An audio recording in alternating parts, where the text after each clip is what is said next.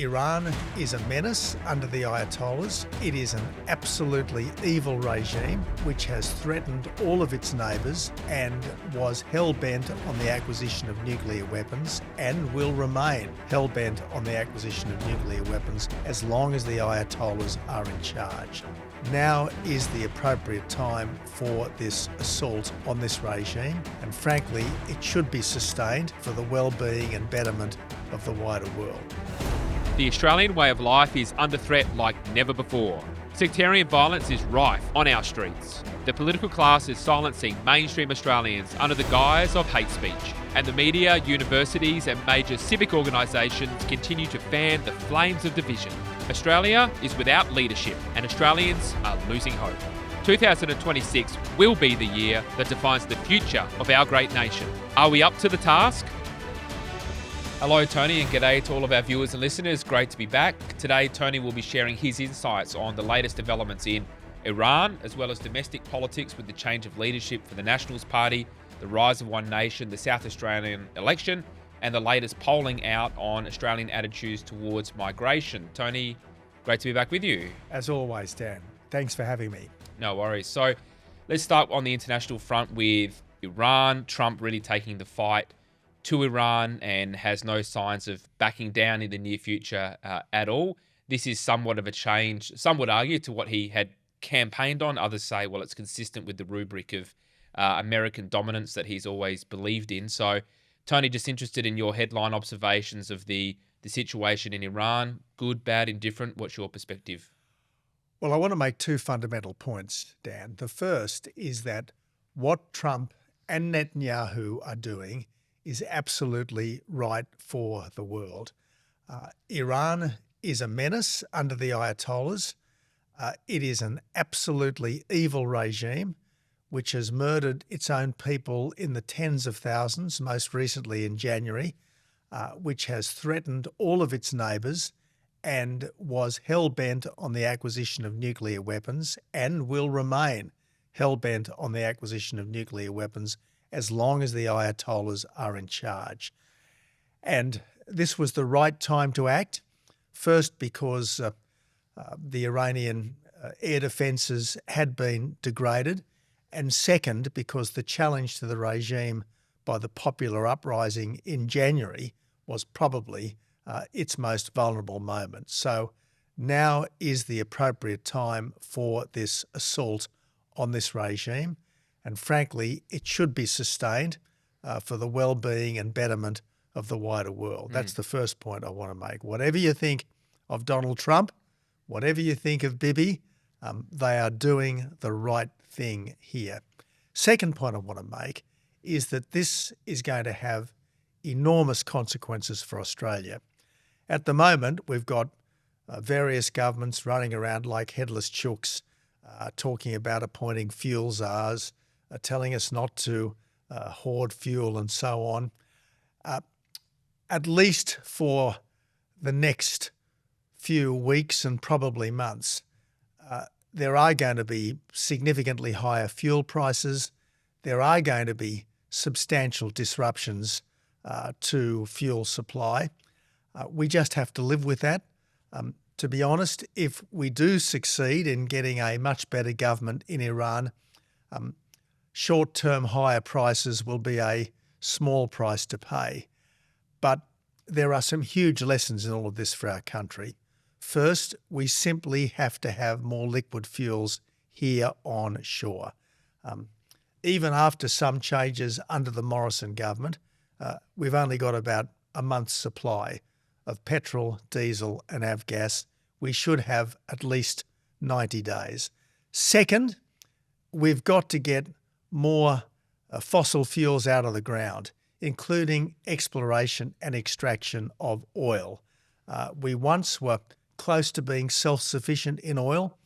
For the last 20 years, that hasn't been the case, in part because of the usual green obsessions. We've got to get over that and start exploring and extracting oil along with gas and everything else as quickly as possible. But third, and perhaps most significantly, I think what's happening over Iran has enormous implications, none of them good, for our alliances. I've got to tell you that the fact that Australia and Britain have been effectively helpless bystanders here is an embarrassment, a humiliation, a sign of our strategic irrelevance and our military impotence. As soon as it was obvious that the Americans were going to do something, we should have been on the phone to the Americans asking how we could help. We did this in 2014 against Islamic State. We volunteered to help. We sent strike fighters. We sent command and control aircraft. We sent aerial refuelers. We also sent special forces to help on the ground against Islamic State. We certainly should have offered not just one command and control aircraft. We should have offered aerial refuelers and strike fighters to actually help get the job done, to help get the job done. Now, I think the failure of Australia and particularly Britain to do anything other than offer belated and half-hearted rhetorical support is going to very badly compromise the Five Eyes partnership, and I think it indicates that we cannot take so much that we've taken for granted in the past for granted in the future. At least under this presidency, there is going to be a very strong expectation that if we don't help America, why is America going to help us? And that's perfectly reasonable. I mean, the whole point of an alliance is not just to have one guy help the other guy. That's not an alliance, that's a protectorate. It's to have both help the other when each needs help. And that's what we haven't done here. I mean, we have stood shoulder to shoulder with the Americans in every conflict over the last 100 years. We are actually the only country that has stood shoulder to shoulder with the Americans in every conflict over the last 100 years. If we want their help when we're in trouble, we have got to offer our help when they need it, and we lamentably and monumentally have failed. And that's not cleverness on our part. That's not shrewdness on our part. That's not being geopolitical realists on our part. Frankly, it's being weak, incompetent, and cowardly. In terms of the Iranian regime, one of the questions is what comes next. We know with Iraq, there was an attempt following getting rid of Saddam Hussein to build up new institutions, potentially new democratic institutions, which largely was not successful, or pretty much not successful at all.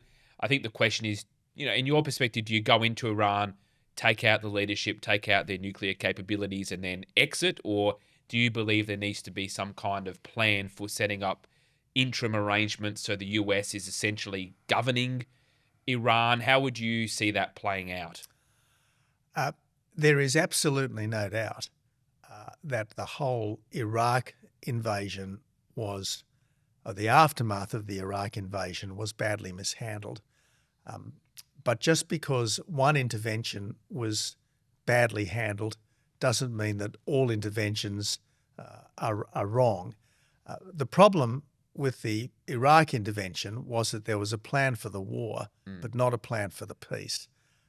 And even at the time, it was pretty obvious that the disbanding of the Iraqi army was a mistake, because that meant that there was 500,000 unemployed people with guns, and the disbandment of the Ba'athist public service was a mistake, because that meant that no one could run anything. The place descended into chaos and anarchy.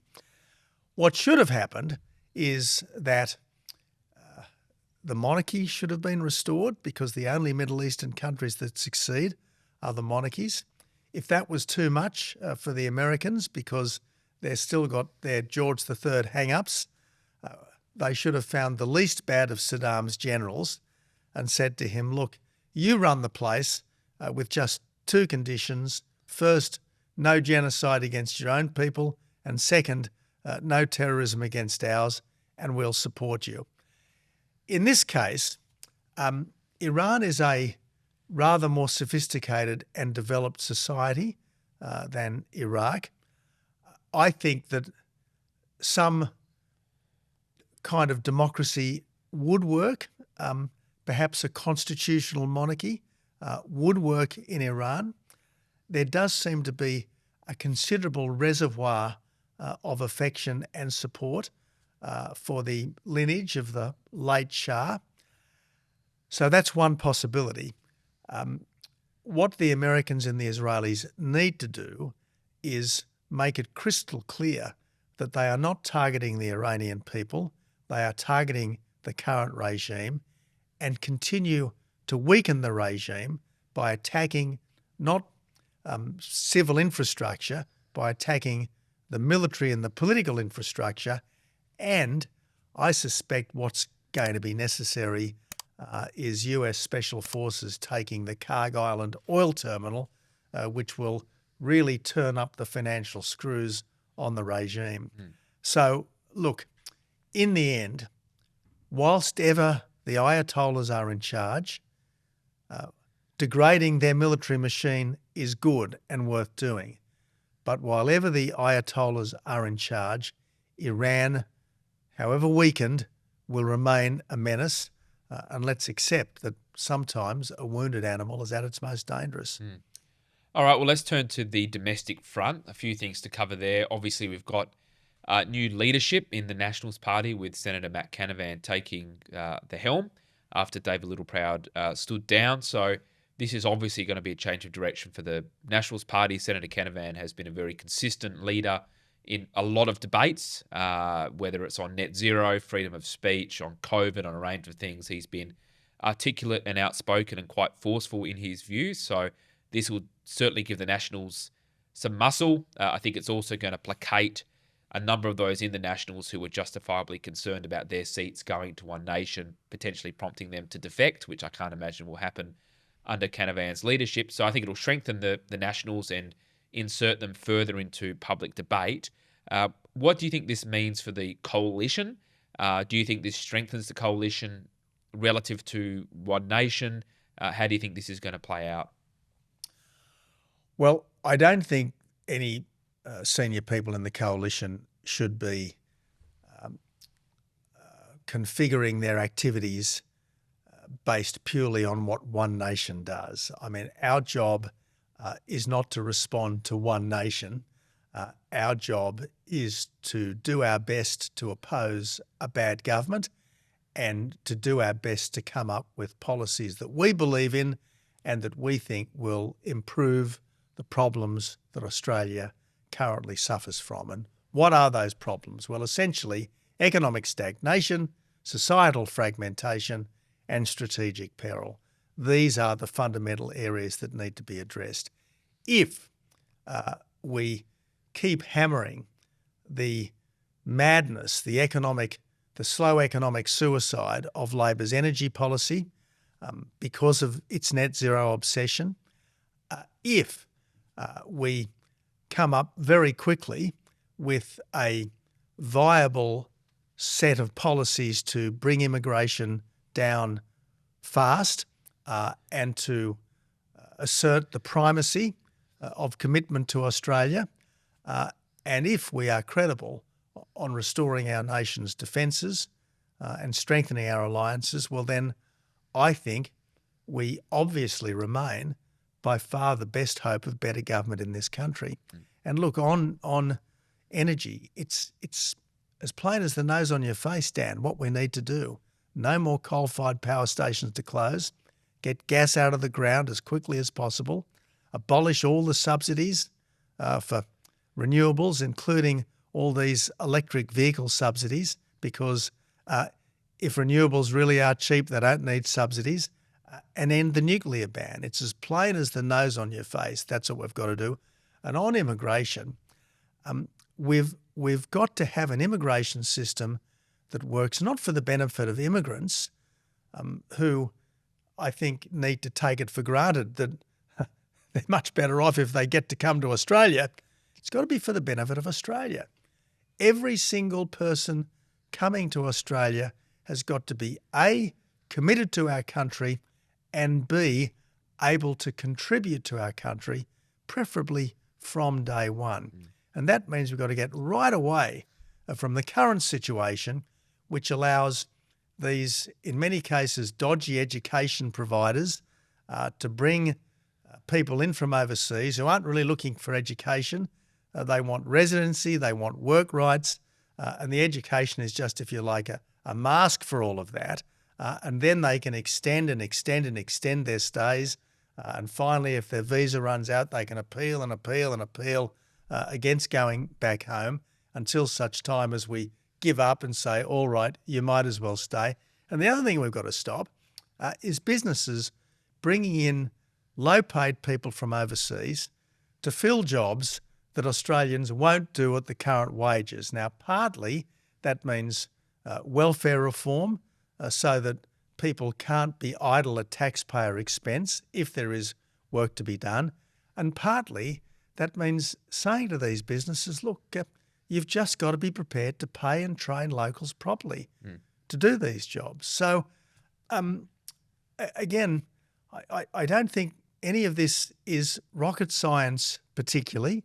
I don't say there aren't going to be political difficulties and institutional hurdles to be overcome along the way. But in the end, we just need the will to say that our country has a right to protect itself, to preserve its culture, to control its borders, and to be sovereign over its own immigration system. And as Angus Taylor has said, the numbers are too high, the quality is too low. We now need credible policies to deliver on those objectives. Hi, thanks for watching. Did you know that 3/4 of you watching this podcast aren't currently subscribed to the IPA's YouTube channel? So do us a favour, hit subscribe and you won't miss any of the action. While you're at it, head to ipa.org.au, follow the prompts to subscribe to the IPA's website so that way you will find all of our research and analysis. Now back to the chat. Well, just on immigration, so we've released some polling on the attitudes towards immigration, which is very interesting because what we've done is actually we've broken it down by migrant cohorts as well, because there's this argument that's used by Labor-aligned pollsters to scare the coalition, which is if you cut immigration, migrants won't vote for you, which has always been completely made up. And this proves it. So one of the things we found, 60% of Australians say there are too many migrants in Australia. Only 17% think there are too few. 59% of first-generation migrants agree with that, which, first-generation migrant is someone who was born overseas and came here. So in almost exactly the same proportion, they believe that we need to cut immigration in a very substantial way as well. So doesn't this sort of blow out of the water the idea that migrants themselves are going to resist the idea that we need to cut immigration? I think that's a very fair point. Back in the old days, it was often said that the last guy in wants to lock the door, which is a different way of saying what your polling has shown. There's a difference, if I may say so, Dan, between migrants who came to join us, not change us, in 99.9% of cases, and their representatives, in inverted commas, often self-appointed, the professional ethnics, if you like, who often feel they have a vested interest in keeping migrant communities distinct and separate, in maximising migrant numbers, and in constantly claiming discrimination against migrants on the basis of race, religion, whatever. So look, you do have to be, I think, careful in how you express some elements of policy in this area, but nevertheless, fundamentally, if migration at current numbers is putting downward pressure on wages, upward pressure on housing costs, massive strain on physical and social infrastructure, plus bringing into question some aspects of social cohesion, this is a problem for all of us. Migrant and native born, it's a problem for all of us. And so our challenge as a political movement is to come up with good, strong policies that are going to make change for the better, and then to argue them effectively in the wider community. There's another interesting one here about the politics of it, which is 48% of Australians say the federal government is deliberately bringing migrants in who are more likely to vote for the government at an election. Only 22% disagree. Now, Jacinta Price made comments to that effect. She did it in a certain way. But, I mean, clearly, Australians understand and they can see through the fact that the government has a political motive in what they're doing.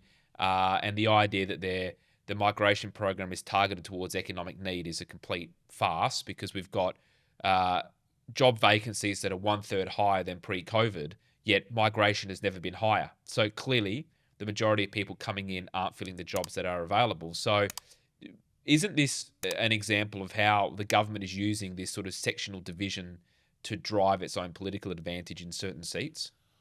Well, I think the left don't really want countries like ours to succeed. I mean, let's face it, our country is an oppressor, and I think that the left that sees our country as tainted by fundamental injustice really wants to see us brought down a peg or two, and part of bringing us down a peg or two is bringing in a lot of people from overseas, particularly from countries that we used to call the third world, very different countries. So look, I think that immigration, mass immigration, is part of the broad left's antagonism to our core Anglo-Celtic culture and to our fundamental Judeo-Christian ethos. The migrants themselves, all of whom are volunteers, are coming because they like the country that they see, with its Anglo-Celtic core culture, with its Judeo-Christian fundamental ethos.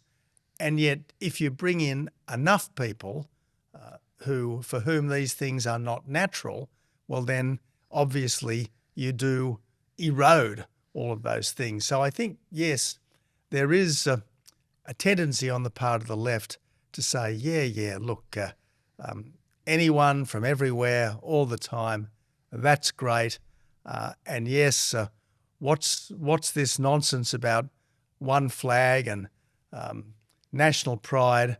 No. Encourage everyone to be, Vietnamese living in Australia, or Tibetans living in Australia, or Indians or Chinese or Irish or whatever living in Australia, when the whole point of coming to this country has got to be to join Team Australia, not simply to live in Hotel Australia and take advantage of the facilities. Just on that topic, so clearly one of the things that's driving a lot of voters to One Nation is the topic of immigration. That would be their top concern. And most people who are doing that believe One Nation is the only party that can be trusted to do anything about it. Now, obviously, you've got to get into government first before you can do anything directly about it.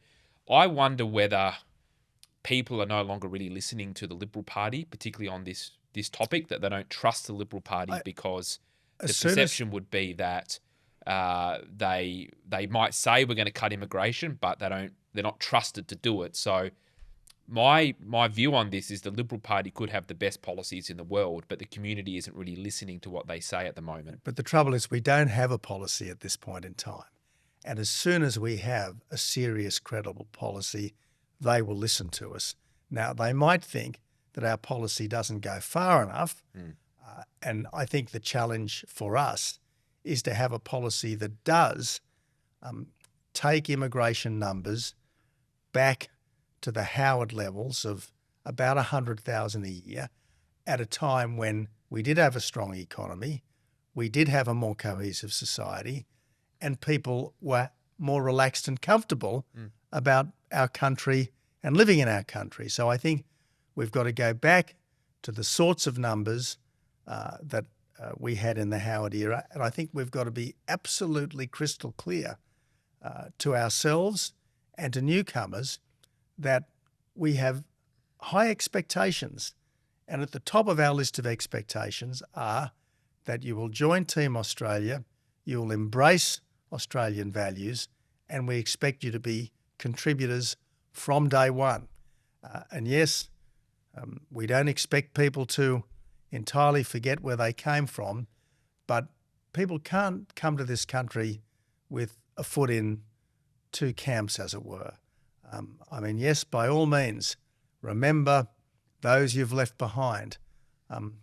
Perhaps visit your rallies, but in the end, as Bob Hawke famously said back in 1988 on our bicentenary, it's the commitment to Australia, which is what defines an Australian. That is all. In terms of the South Australian election, which we've got coming up very shortly on Saturday, it's, usually you wouldn't pay that much attention to a state election in SA or WA or Tasmania from a national perspective. But I think the interesting thing here that I'm interested in your perspective on is, firstly, for me anyway, it's how low can the Liberal vote potentially go? What is the floor that might be there? Also, how high can One Nation go, and can One Nation translate its very strong polling numbers into actual seats? Now, my view is that what will probably happen is something similar to what happened in the 2018 state election when Nick Xenophon ran a bunch of candidates. He got 20 to 30% primary vote in, I think, 10 or something seats, but failed to secure a lower house seat. One Nation will probably do a bit better than that, I suspect, but it's going to be interesting. I think they'll come second in a lot of seats. A lot of the outer suburban seats held by Labor. They might take a couple of regional seats from Liberals or Independents, but it'll be interesting to see if they can translate that high polling into getting members of Parliament into actual parliamentary positions. Where do you think this is going, and do you think there's any sort of national lessons that might be learned from the state election in SA? Well, Dan, look, there's not nearly as much popular attention on state elections as there is on national ones.